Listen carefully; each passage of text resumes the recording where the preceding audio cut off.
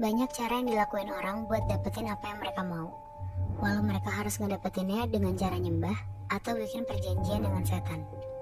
Tanpa peduli tuh, apa dampak yang akan mereka dapetin setelahnya. Mila benar-benar terpukul karena dia tuh gak nyangka demi dapetin harta, bapaknya sendiri tuh rela buat jadiin anaknya sendiri tumbal.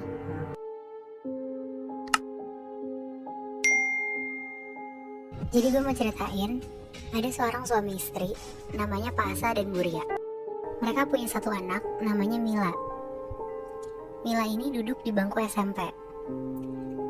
Mereka keluarga yang lumayan berkecukupan, sampai akhirnya Pak Asa di PHK dari kantornya karena ada pengurangan karyawan. Jadinya bikin keluarga mereka tuh jadi kesulitan secara finansial. Semenjak di PHK, Pak Asa tuh udah berusaha setiap hari untuk nyari kerjaan baru. Dan Bu Ria pun sampai kerja jadi ART di rumah orang. Sampai sebegitunya ya? Iya, karena susah banget mulai mereka. Tapi kebutuhan mereka tuh tetap gak terpenuhi. Sampai akhirnya Pak Asa mulai jual mobil dan bahkan rumahnya pun mau dijual. Cuma kan jual rumah emang gak mudah ya.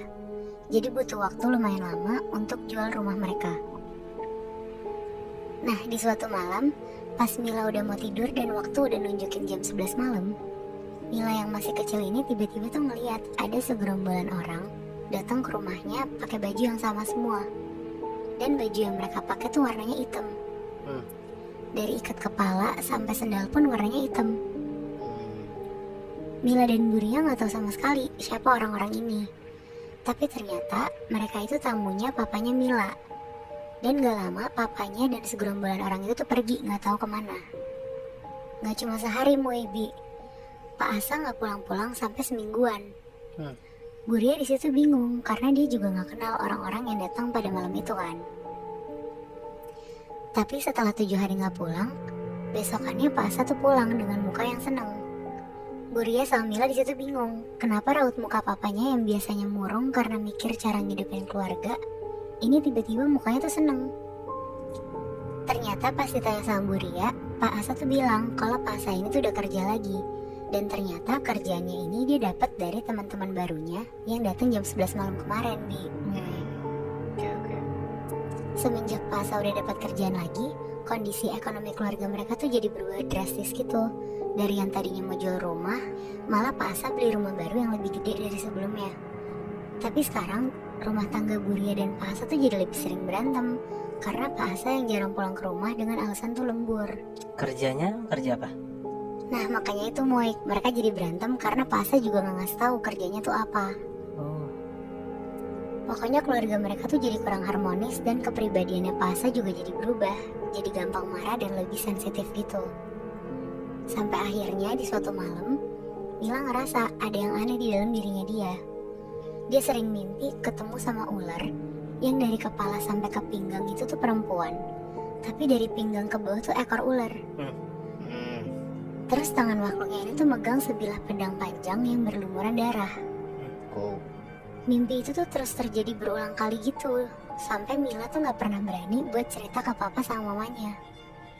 Lama-kelamaan, Mila sering dengar suara ketokan kenceng dari jendela kamar dia. Dan dia sering ngerasa kayak ada yang ngeliatin dia setiap malam. Bahkan, ada suara cewek ketawa tapi tegas gitu. Kayak Tapi balik lagi, Mila gak mau ceritain apapun ke papa mamanya. Sampai akhirnya, Pak Asa harus pindah keluar kota karena kerjaannya dia itu. Jadi Mila dititipin ke rumah eyangnya karena sekolahnya Mila tuh gak bisa ditinggalin. Pak Asa sama Bu Ria pindah keluar kota. Tapi ternyata, setelah pindah ke rumah eyangnya, Mila ini udah gak pernah ngerasa ada yang ganggu lagi. Bahkan mimpi tentang perempuan ular itu juga gak pernah ada lagi di mimpinya dia. Suatu hari pas Mila lagi libur dan lagi nyantai di rumah, eyangnya ngajak Mila ngobrol. Biasalah kayak orang tua ngasih petuah ke cucunya gitu.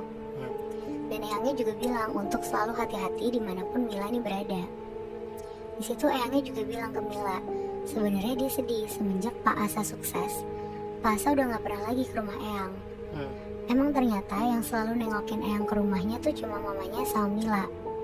Pak Asa tuh gak pernah mau ikut. Nah selama Mila tinggal di rumah eyangnya, Mila tuh agak bingung. Karena setiap Mila mau pergi kemanapun, Bahkan ke sekolah aja, eyangnya tuh selalu nganterin Mila. Bener-bener kemanapun Mila pergi, pasti ada eyangnya. Sempat nih Moebi, karena ngerasa dikekang, Mila pergi diem-diem sama teman-temannya. Mereka naik motor rame-rame. Pas di jalan, tiba-tiba Mila tuh kecelakaan.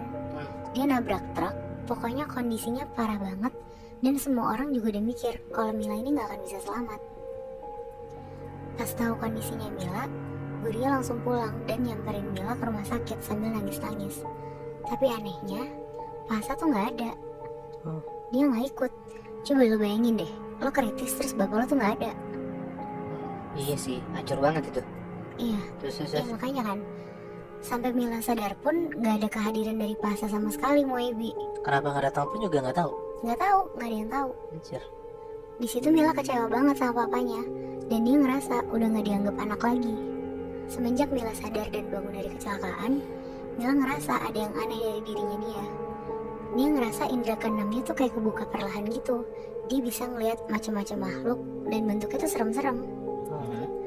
Akhirnya karena Mila juga takut, dia cerita ke eyangnya tentang apa yang dia lihat. Di situ eyangnya bukannya kaget, malah nangis dan minta maaf ke Mila. Bilang kalau dia ngerasa dia tuh nggak bisa ngejagain Mila, Moy.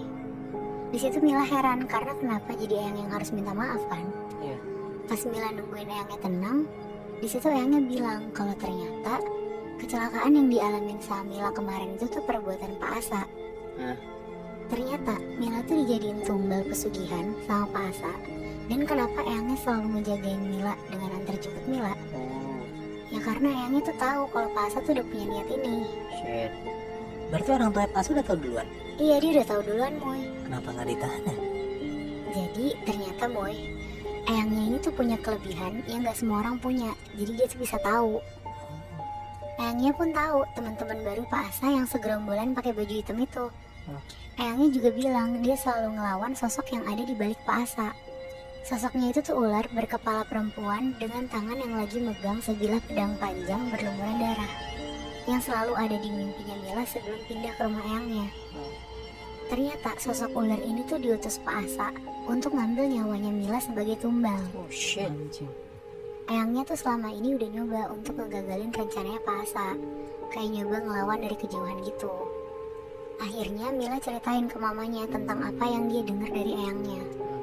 Ngedengar hal itu, mamanya tuh nangis sambil meluk Mila, dan ternyata mamanya juga tahu kalau sebenarnya Mila dijadiin tumbal sama Pak Asa. Bangsat. Tapi mamanya tuh gak bisa apa-apa karena Pak Asa tuh sekarang udah berubah banget dan jadi gampang emosian. Jadi mamanya pun takut sama Pak Asa. Katanya mamanya tuh pernah diajak Pak Asa jalan kaki masuk ke dalam hutan sama gerombolan orang itu.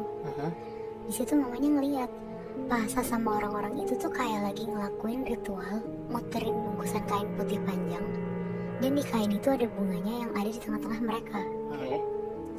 Semenjak mamanya tahu tentang Mila pun, mamanya tuh usaha nyari ahli spiritual di banyak tempat. Tapi kebanyakan dari mereka tuh nyerah Moebi, karena ternyata Pak Asa tuh kuat banget ilmunya. Pas denger itu semua, Mila benar-benar terpukul karena dia tuh gak nyangka demi dapetin harta, bapaknya sendiri tuh rela buat jadiin anaknya sendiri tumbal. Akhirnya Mila nyari orang yang bisa untuk bantuin Pak Asa keluar dari perkumpulan itu. Dan dia ketemu orang namanya Patomo. Dia dulunya pernah ikut di lingkaran Pak Asa ini. Lingkaran ini tuh ternyata perkumpulan yang emang tujuannya tuh untuk cari harta pakai bantuan goib. Tapi katanya sulit buat ngeluarin Pak Asa karena ternyata sukmanya Pak Asa tuh udah dikuasain sama makhluk lain. Sampai akhirnya suatu malam, Pak Tomo sama eyangnya Mila tuh ngadain doa bersama pakai ritual, biar Pak Asa cepet sadar dan nyegah makhluk ini nguasain raganya Pak Asa. Berapa hari mereka lakuin ritual itu, akhirnya tiba-tiba Pak Asa datengin rumah eyangnya Mila, nyariin Mila dan Buria. Di situ eyangnya nggak mau ngasih tahu, padahal di rumah itu tuh ada Mila dan Buria. Akhirnya Pak Asa pergi dari rumah eyang Mila untuk nyari Mila dan mamanya. Akhirnya di malam itu juga eyangnya Mila mutusin untuk ngadain perang gaib sama sosok makhluk yang ada di Pak Asa. Di malam itu ada Mila dan Buria juga duduk di atas tikar yang sama sambil baca doa-doa. Di tengah eyangnya baca doa, di situ Mila ngeliat ada sosok ular yang selama ini di mimpi Mila lagi ngelilingin rumah eyangnya, dan beberapa sosok lainnya juga yang dilihat Mila. Di malam itu tuh suasana mencekam banget. Rasanya panas sampai ada beberapa kali lemparan benda dari atas rumah dan sampai ada pantulan cahaya merah dari arah luar. Sampai udah beberapa jam, perang gaibnya selesai, eyangnya tiba-tiba ada di tikar terpisah dari Mila dan Buria. Setelah selesai, eyang Mila ngasih botol isi air putih untuk dicampur ke air mandi yang mereka pakai selama 2 bulan. Ternyata itu fungsinya untuk melindungi keluarganya biar Pak Asa tuh takut ngeliat mereka. Jadi Moebi, hasil dari perang gaib itu bisa dibilang berhasil dan gak berhasil juga. Berhasilnya karena gak ada gangguan-gangguan lagi ke keluarganya Mila. Gak berhasilnya itu karena ada satu sosok yang sekarang udah nguasain Pak Asa 90% dan tinggal nunggu waktu untuk jadi 100%. Sosok itu adalah ular yang selama ini datang ke mimpinya Mila, dan sosok itu nagih janji tumbal yang dijanjiin Pak Asa, yaitu Mila. Akhirnya Mila dan mamanya mutusin untuk ninggalin Pak Asa dan tinggal sama eyangnya. Setelah kejadian itu, Mila dan Buria dengar kabar dari tetangga-tetangga rumah Pak Asa. Katanya dia sering diem dan susah diajak ngomong, kayak stres dan punya gangguan jiwa. Sampai sekarang Pak Asa masih tinggal sendiri di rumah lama mereka, dan eyangnya Mila masih bantu ngurusin Pak Asa. Anjing, gue ngerasa eyangnya masih baik banget lagi ngurusin si Pak Asa. Padahal udah tahu kalau misalnya niat Pak Asa buruk gitu. Soalnya kan itu juga anaknya gak sih Moy? Iya, tapi kalau misalnya gue jadi eyang, gue kan gak pedulin anak gue sih. Karena gue tahu gitu loh kalau misalnya dia mau nyelakain anak istrinya sendiri demi harta kan.